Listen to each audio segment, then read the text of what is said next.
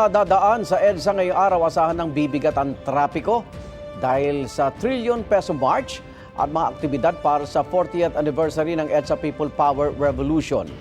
Live mula sa Quezon City, may unang balita si Jomer Apresto. Jomer! Igan, good morning. Maluwag pa sa mga oras na ito ang EDSA Ortigas sa Quezon City. Pero ayon sa QCLGU, asahan na ang pagbibigat ng daloy ng trapiko maya-maya lang dahil yan sa trillion peso March Part 3 na isasagawa ngayong araw bilang bahagi ng paggunita sa ika-40 anibersaryo ng EDSA People Power Revolution. Madilim pa, nakapwesto na mga tauhan ng National Capital Region Police Office sa paligid ng EDSA Shrine dito sa panulukan ng EDSA Ortigas Avenue. Ayon sa NCRPO, aabot sa mahigit 13,000 na mga pulis na nakadeploy para sa gagawin trillion peso March Part 3. Pangunahing layunin nila na masiguro ang kaligtasan ng publiko at maiwasan ng kaguluhan sa gitna ng marcha. Base sa schedule, hahatiin sa 4 na bahagi ang programa mamaya. Kabilang dyan ang gagawing prayer march mula sa EDSA Shrine patungong EDSA People Power Monument.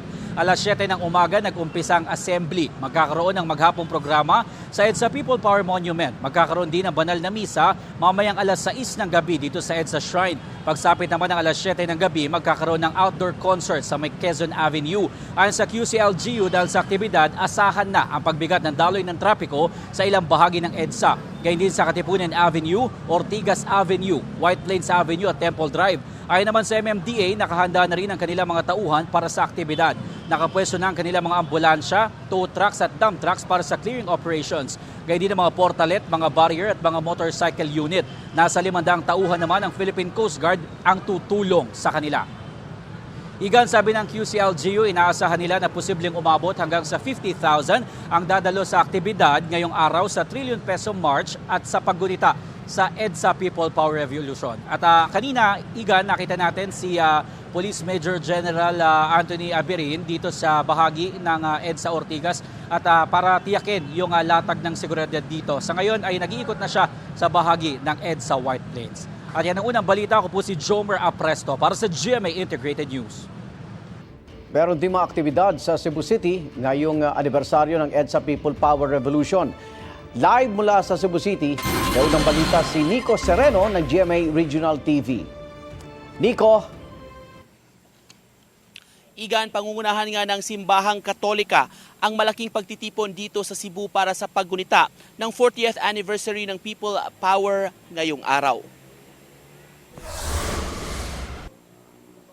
1:45 mamayang hapon, gagawin ang misa sa Basilica Minore del Santo Niño. 3:00 ngayong hapon, sabay na ikakalembang ang makampana sa mga simbahan sa Cebu.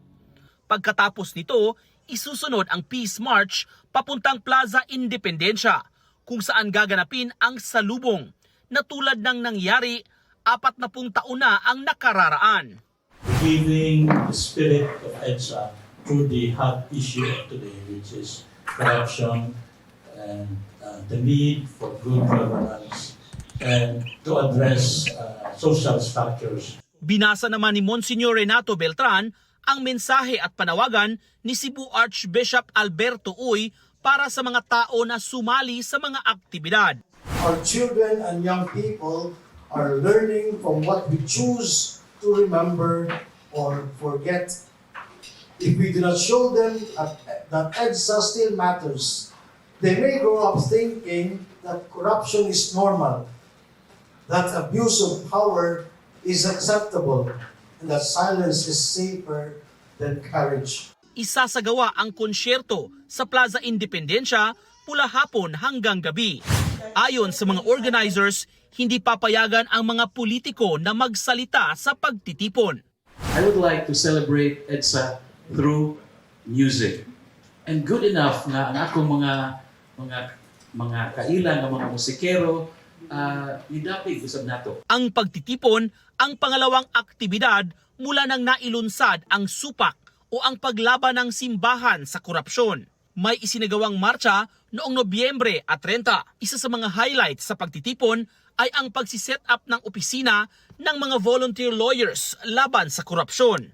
Layunin nila ang magsampa ng mga reklamo kaugnay sa mga maanumalya umanong flood control project sa Cebu, na isa sa mga itinuturong dahilan ng matinding epekto ng Bagyong Tino noong November 2025. Of damages complaint against certain politicians, asa man mudangop ang atong mga atoang citizens, mga Cebuanos. Ikaduha, usahay magud mahadlok ang usa ka tawo mo sumbong in regard to corruption being committed by their leaders, their local government leaders. Kay mahadlok sila nga basin o kanang naimutabo sila. So kinahanglan na ay safe space para sila musumbong.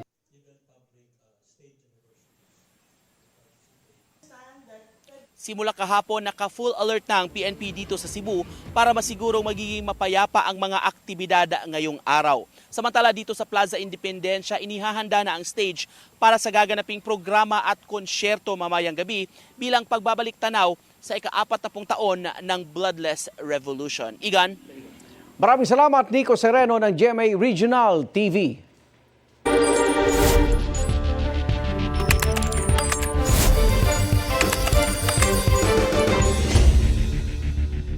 Sa ikalawang araw ng confirmation of charges hearing sa International Criminal Court, iginiit ng prosecution team na dapat tuluyang makasuhan si dating Pangulong Rodrigo Duterte dahil malinaw nila na may utos, plano at polisiya ang mga pagpatay ng drug war.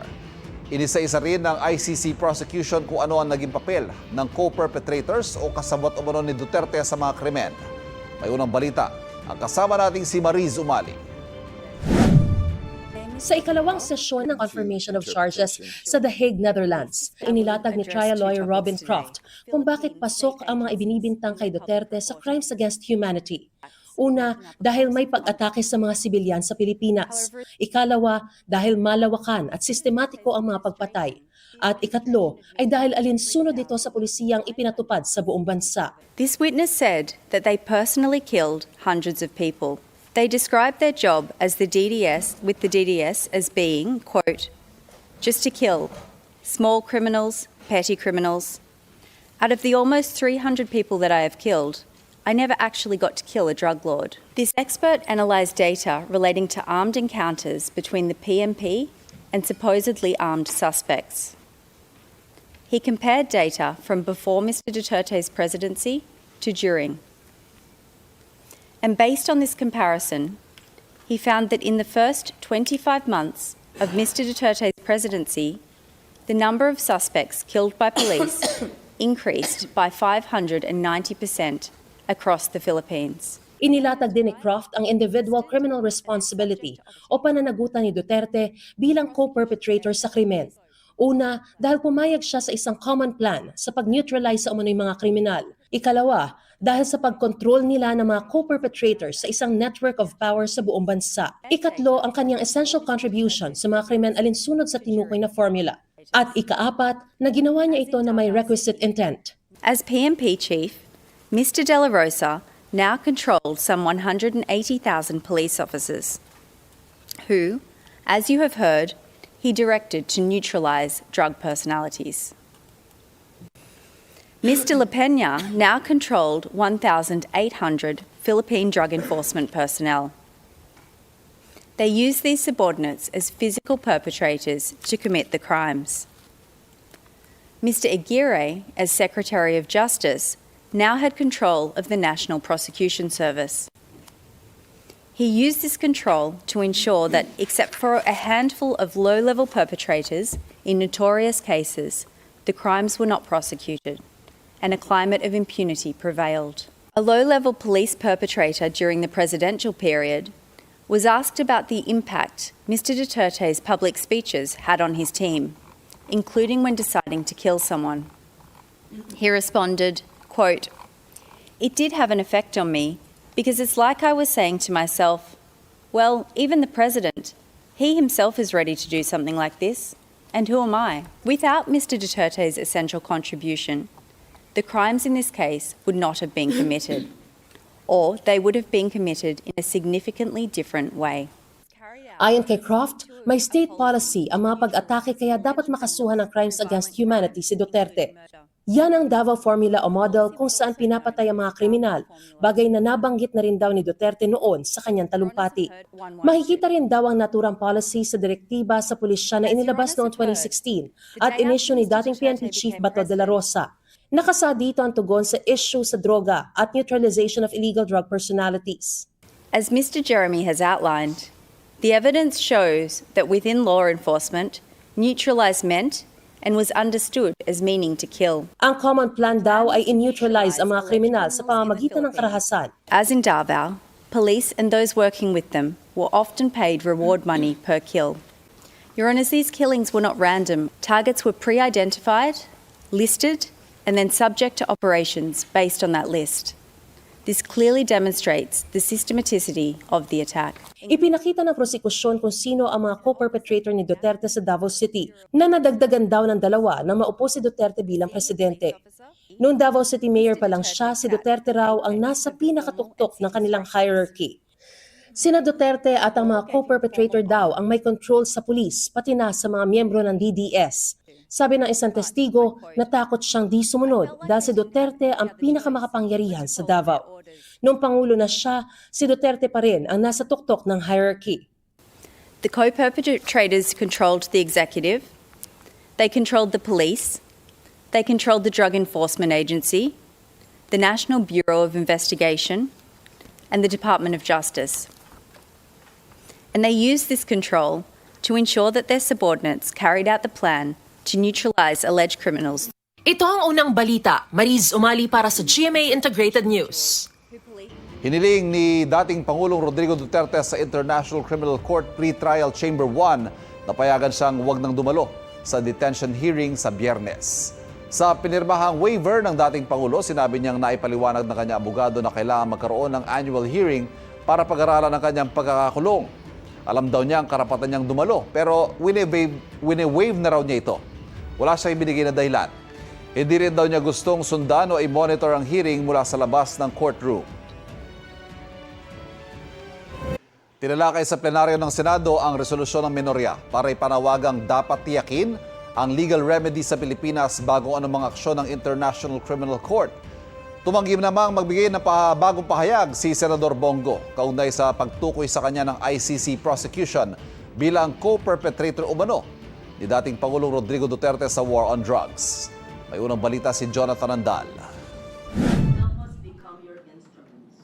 Wala raw magbabago sa mga naunang pahayag ni Senador Bongo matapos siyang pangalan ng co-perpetrator sa confirmation of charges hearing ni dating Pangulong Rodrigo Duterte sa International Criminal Court. Sabi ng Senador sa isang panayam, tuloy ang trabaho niya sa Senado.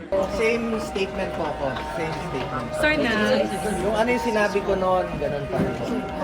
Pero antayin na lang natin matapos yung confirmation. Trabaho muna tayo. Unahin muna natin sa trabaho. Sir, pala nakaraw yung feeling po currently. How are you feeling po? Ibayan lang po natin. Basta trabaho lang po muna. Unahin ko yung trabaho ko. Nabanggit ang aligasyon sa presentasyon ng prosekusyon kaugnay sa basihan ng unang count ng crimes against humanity of murder laban sa dating Pangulo. Sakop nito ang 9 na insidente ng pagpatay sa pagitan ng 2013 at 2016 nung panahon na mayor pa ng Davao City si Duterte. Nung panahong ito, 11 ang patay kabilang ang 3 bata. Of course, Mr. Duterte did not commit these crimes alone. I'll talk about just a few of them now, just to introduce them. First, if we go to the slide, thank you. Ronald Bato de la Rosa, who was a chief of the Davao City Police Office, or DCPO, from 2012 to 2013. Next. Vicente Danao, another police chief in Davao during the period. Next. Christopher Bongo, who was Mr. Duterte's aide, special assistant, an important advisor from 1998 to 2016 for the Davao period and then continued later in the presidency. Mr. Dante Guiaran, regional director of the National Bureau of Investigation. And finally, Italiano Aguirre, who is a lawyer for Mr. Duterte and for some of the DDS members. during the mayoral period. Sinisikap naming makuha ang panig ng mga binanggit sa confirmation of charges hearing. Dati nang sinabi ni Go na walang basihan ang anyay one-sided at di patas na aligasyon laban sa kanya kaugnay sa drug war. Wala raw itong kinalaman sa kanyang tungkulin noon bilang Special Assistant to the President noong June 2016 hanggang October 2018 at bilang Executive Assistant ng Mayor ng Davao City mula 1998 hanggang 2016. Gate naman ni dating Justice Secretary Vitaliano Aguirre II, bagamat naging abogado nga siya ni Duterte at ng mga hinihinalang miyembro ng Davao Death Squad noong 2009, ginagawa lang daw niya ang kanyang trabaho bilang abogado. Itinanggi niyang nasangkot siya sa EJK. Si De La Rosa naman di pa nagpapakita sa Senado mula noong Nobyembre. Noong nakaraang linggo, nag-ain ng minorya sa Senado ng resolusyon para protektahan ang mga Pilipino laban sa anilay extraordinary rendition. Binanggit ang pagsuko umano sa dating Pangulo sa ICC nang di raw nakakadulog sa judicial system ng Pilipinas at ang posibilidad na malagay rin sa ganitong sitwasyon ng mga tinukoy ng ICC prosecutors bilang co-perpetrator ng dating Pangulo. Sa resolusyon, nakasaad na dapat tiyakin ang legal na remedyo sa Pilipinas bago ang anumang aksyon ng ICC. Inisponsor ni Senador Rodante Marcoleta ang resolusyon sa plenaryo ng Senado. Bakit po bigla na lamang nakukunin halimbawa ang isang mamamayan natin nang hindi natin ginagawa ang katungkulan sa ilalim ng batas na ginawa natin? Republic Act 9851 has not been repealed so far, Mr. President. It is active. Bakit hindi po ginagamit ito? Nabanggit din niya ang posibleng banta umano sa dalawang kasamahan nilang senador dahil sa aksyon ng ICC. Ang isa rito ay hindi nakapagsasagawa ng kanyang tungkulin sapagkat may dalang takot po dahil magsasagawa ng extrajudicial rendition ang isang korte na kung saan ang kanyang jurisdiction na hindi na po natin kinikilala, Mr. President. Naghayag din ng suporta ang ilang kapwa-senador sa minorya, kabilang dyan si Go. No Filipino should be deprived of liberty without due process of law. This is not merely a legal or procedural technicality, but a constitutional guarantee. Itong unang balita, Jonathan Andal para sa GMA Integrated News. Nagpasalamat si Vice President Sara Duterte sa defense team ni dating Pangulong Rodrigo Duterte dahil sa kanya ay pagpapakita ng kumpiyansa sa confirmation of charges hearing sa International Criminal Court. Papasalamat ako kay Attorney Kaufman at sa buong legal defense team ni dating Pangulong Rodrigo Duterte sa kaso niya sa ICC, sa kanilang paghahanda at sa pagpapakita nila ng confidence, kumpiyansa na walang ebidensya na nagpapatunay na ginawa ni dating Pangulong Rodrigo Duterte ang mga sinasabing krimen. Sabi ng bise, gusto sana niyang madalaw ang ama habang sinasagawa ang mga pagdinig pero ayon sa naunang pahayag ng pamilya Duterte, walang inaprobahang in-person family visit ngayong linggo habang idinaraos ang confirmation of charges hearing. Hindi na raw nila tinitingnan ang tsansa makakauwi sa Pilipinas si Duterte at hindi na rin daw nila ito pinag-uusapan ayon sa bise. Nang tanungin naman kaugnay sa pagkakabanggit kina Senador Bato de la Rosa at Senador Bongo bilang co-perpetrators umano ng ama, hindi naman daw ito nakapagtataka dahil inilabas na ito sa dokumento ng ICC. Payo niya sa dalawa, kumuha ng abogado na may alam sa international law at sa Rome Statute. Pinuna naman ni Atty. Salvador Panelo na isa sa mga Pilipinong abogado ni dating Pangulong Duterte ang opening statement ng prosekusyon. Anya, paulit-ulit lang ang laman nito at puro batay sa chismis at espekulasyon. Tingin niya dapat igit ng defense team ang pagkwestiyon sa jurisdiksyon ng ICC sa kaso ni Duterte. Kapuso, huwag magpapahuli sa latest news and updates. Mag-iuna ka sa balita at mag-subscribe sa YouTube channel ng GMA Integrated News.